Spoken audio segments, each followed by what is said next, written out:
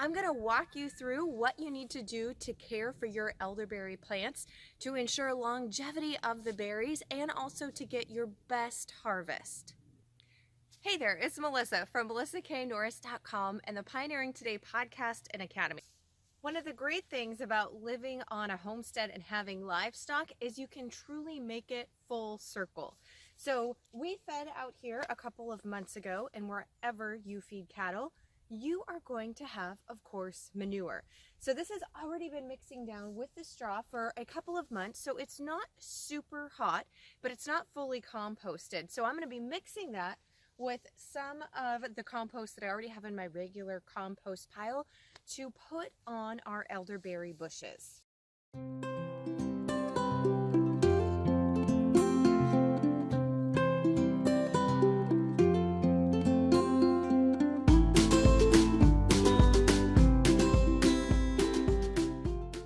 Do you see that? We've already got some good earthworm work going on in our compost.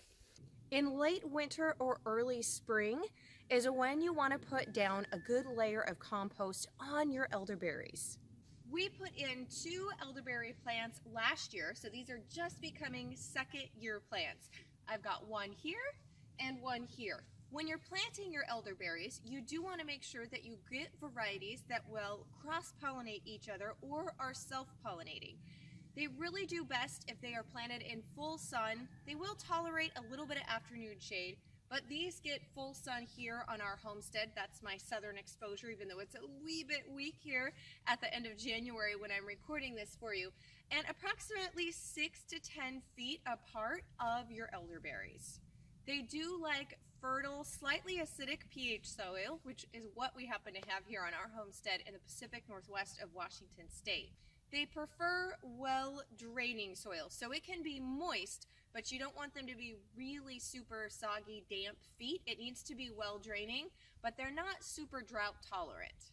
If you're looking for the best medicinal qualities of elderberry, you're going to want to make sure that you go after varieties that are Sambucus nigra. And you want to make sure that you never get a variety, if you plan on consuming it or using it medicinally, that has the red berries. So Sambucus nigra is what we're after. Now I have 2 varieties here. This is a variegated Sambucus nigra, and then my other one over there is a Sambucus samil nigra, which is self-pollinating. But with any berries or fruit, even if they say that they're self-pollinating or self-fruiting, they really do best, and you're going to get a much larger harvest if you have another cross-pollinating variety nearby.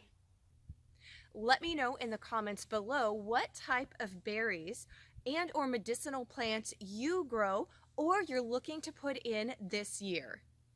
So these are just going on their second year. We have these in our backyard as part of our landscape, and I love plants that not only are beautiful but are beneficial and that we can harvest, because I like things that serve more than one purpose. I don't like to compete with weeds. So I need to remove and pull back further before we put on our compost from this area. But they are shallow rooted, so when you are weeding or pulling up your weed, doing this by hand or making sure if you're using tools that you're staying just on the top surface and not pushing down far into the soil is key.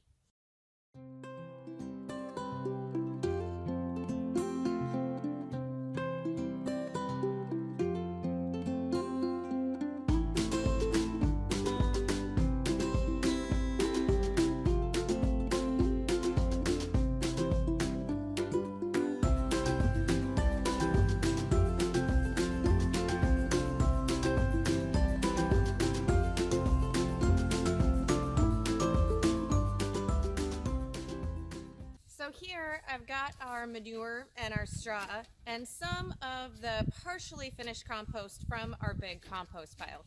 So I'm just going to mix this all up here in the wheelbarrow before applying that around our elderberry.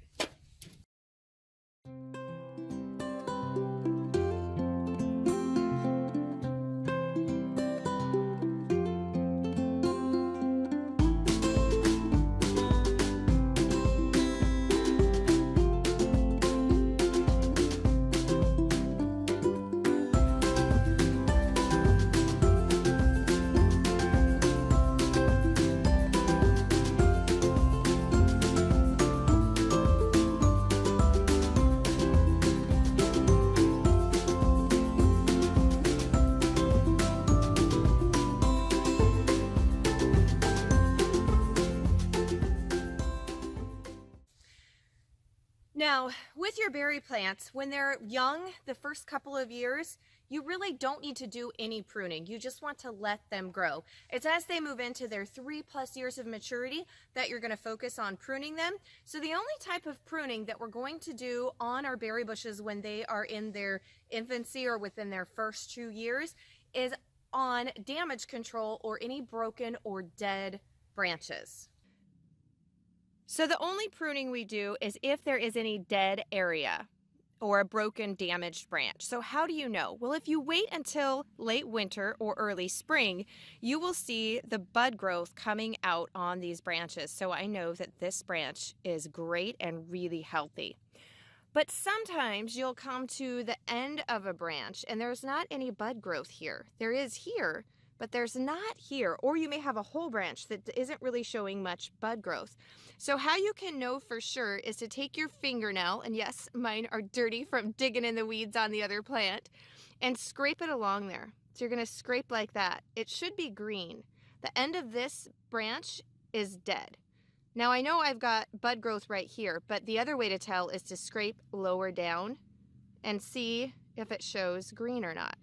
So you can see that that is bright green. So I know that it actually died here.